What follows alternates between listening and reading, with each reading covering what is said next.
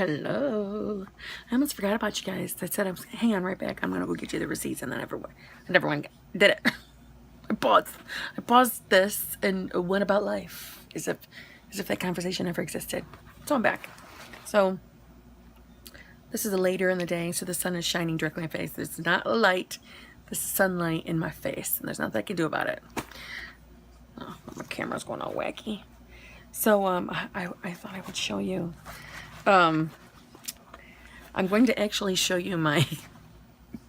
This is so embarrassing that I hate balancing my checkbook. And I never used to be like that. Like, I used to do it on the regular. Like, anytime that I had receipts, I'd be like, boop, boop, get them in there. Now, I blow it off. I blow a lot off. I'm telling you. And it's something I'm trying to conquer. You know? I don't know what my problem is. It's like the bigger I got, the more blowing off everything else in my life I was doing. It's probably all up here. Little psychological crap. But anyway. This is my wallet. It's a big wallet. Okay. Look at that. You see that thickness? That's not cash, people. It's receipts. I have to squeeze this tight and then zip. Or it won't zip, see? To zip it. That bad. They're all on this side. Oh, my stamps fall out. Pretty much normal. Pretty much normal. Receipts. All. Oh, God, it's disgusting. Oh. I just dropped a bunch of them, so there they are. I just dropped a bunch. I'm always dropping shit when I'm on here, aren't I? And I also realized, Kim, why are you always from here up? It's because I don't have a regular camera and I am set up on weirdness. I don't have a good angle. I'll figure it out. But I don't know. Because I'm not a professional. That's why.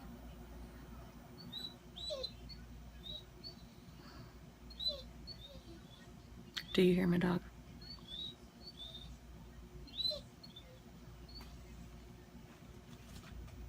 What is your problem? Then when you look at her, she's just like she's not doing it.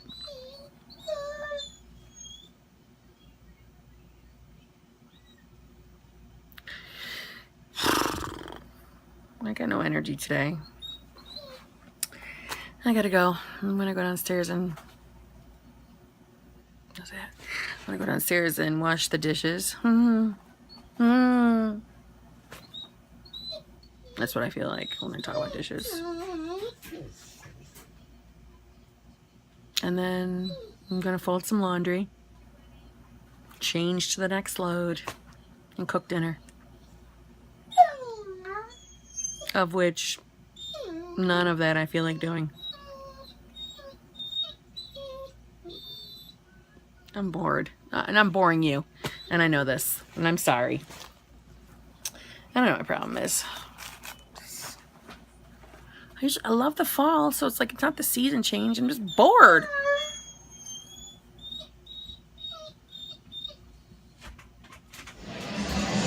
I feel like are you having fun? More, but it's always like a lot of fun?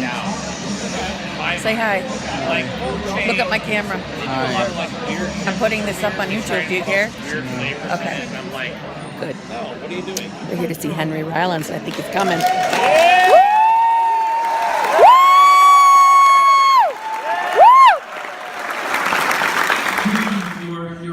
Your entertainer for the next several minutes. I understand that for some of you, this evening is compulsory, and that you have to take a few of these. You're offered 40 such international experiences, and you must take 4 before they let you out of here. And so I hope that this is not some kind of Friday night molar extraction to get you here.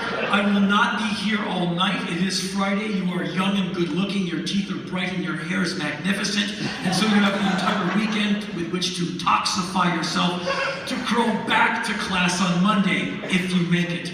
And so I will take up a little bit of your time. But before I show you slides from, I believe, all 7 continents that I've taken, and a few that I have not, we'll get into that at the end, just a bit of the gospel from which I preach. Many, many years ago, I was raised in Washington, D.C. by primarily my mom, terrifying weekend visits with the dad.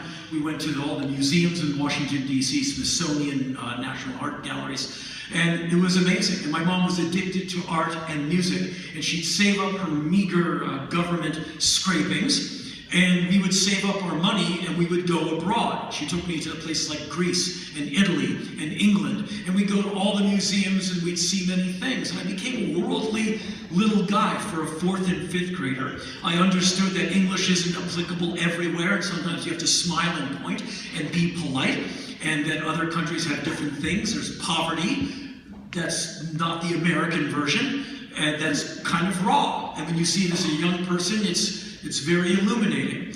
And that's when the idea of I should travel as much as possible hit me. And I immediately became broke after I got out of high school. And so, but I was working. I was working like 90 hours a week minimum wage.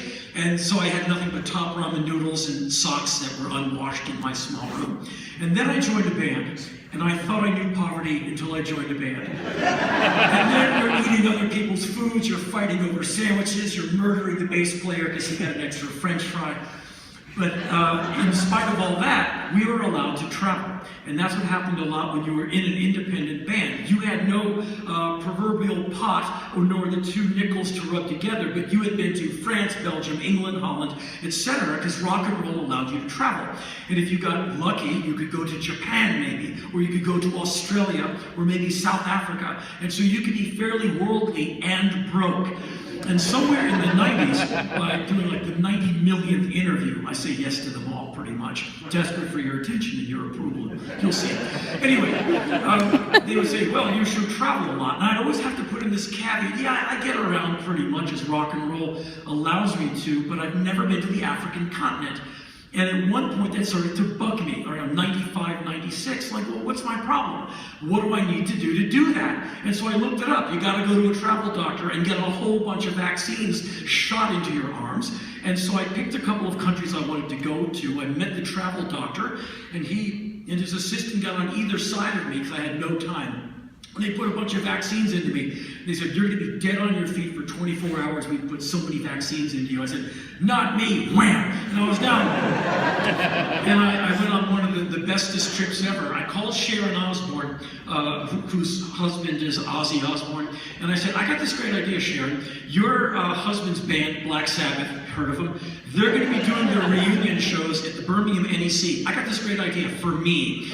I fly out immediately to Black Sabbath band practice, hang out and bro down with the band, and then I'm backstage for the entire Birmingham NEC reunion shows for free. And I'm expecting to hear her go click, and she said, I'll call them and see. And they gave me the green light, so I shot out to London, a bus up to Wales, hung out at Black Sabbath band practice all week. It was insane.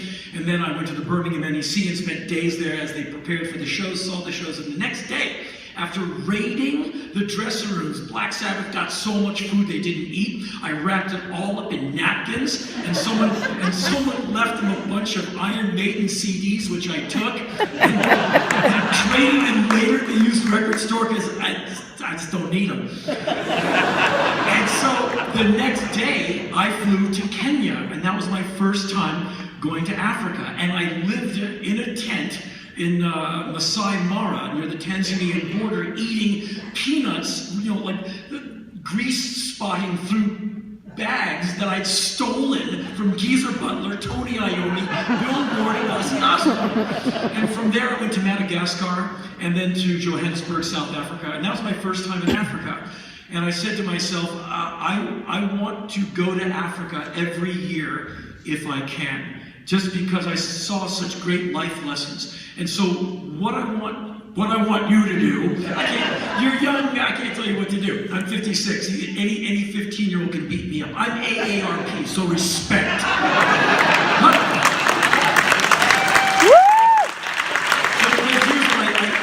If you don't have a passport, get one. Whenever you can, travel as far and as wide as possible, and you'll get the same lesson that millions of other people get when they travel. As Mark Twain so eloquently said, after like years of traveling around the world, he said it's the death knell of bigotry, because you can't be hating upon these people when you've been to their country and they've been so friendly to you. And I think we Americans kind of suffer from convenience. We don't have to do anything and we can get by. And you see how a lot of the rest of the world operates, and you realize how manual it is. You're thirsty, go find some water. You're hungry, go kill it, bring it back, field strip it, and cook it. There's not a lot of convenience in other parts of the world. It's very humbling. And when you see how generous these people can be, when these people you meet, they're just so wonderful, you come back humbled and expanded. And so I want all of you to get passports. I want all of you to be world travelers. All of you. I want by the time you're my age to have over 100 countries. I'm 14 countries behind Hillary Clinton. She said during the debates she's been to 114 countries. I wrote that down. I said, all right, I'm going to get past you. I will do this. So I'm a few behind her, but I don't know if she's got all 7 continents. Ha! And so, and now, enough of me talking, and get ready for more of me talking. Can we cue the first slide, please? Plugging it into an ice cream store. And so I knew a band called Black Flag. And one time I drove up to see them play in New York because they weren't playing in Washington. And they played a show with the Bad Brains of a band called UXA, great LA band, at the Irving Plaza. And I was hanging out with them all afternoon, and I followed them to another club. They're going to play an after show, party show. They're going to get beer money, basically. And I loaded in the gear, watched a guy get stabbed, Lower East Side. And they said, hey, this is for Henry. It's about going to work. It's called Clocked In because he's got to go to work. And no one knows me. And I look at him, and he looks at me, and he gives me the mic, like, you sing it. And I jump up on stage, and I kind of know this 93-second song. And the rest of the guys in the band go like, well, yeah, let Henry do it. It's a party, who cares? And so I always thought Black Flag songs should be sung where it kills the singer. Like per song, you die after every song. The head comes off, the blood, fluids everywhere. And I realized this is my chance to do it my way. I'm going to be in this band for a minute and a half. And so they go into the song, and I'll never forget it. I sang it, just, spit, molars, everything's flying out of my mouth. And I remember looking at the audience, and these are New Yorkers. And they're like, what's the matter with this guy? Like, mom not treat him well? Locked up to a water heater for too many years? And I look from side to side, and the band is going, damn, all right. And I gave the mic back to Des. I go, well, see you. And I get in my 1968 VW Fastback, and I go hauling ass back down to Washington, shower in the work sink, put on a fresh t-shirt I stole from my boss, and scooped ice cream the rest of the day. The phone rings. It's one of the members of Black Flag who's found me at Haagen-Dazs, and he said, Des wants to play rhythm guitar. We're auditioning singers, and you were pretty crazy on stage last night. You want to come to New York and audition? And I said, where do I meet you guys? Tomorrow. I got the address somewhere in the Lower East Side, and I'm looking at my apron covered in chocolate fudge, and my ice cream scoop, and my options. What do I have?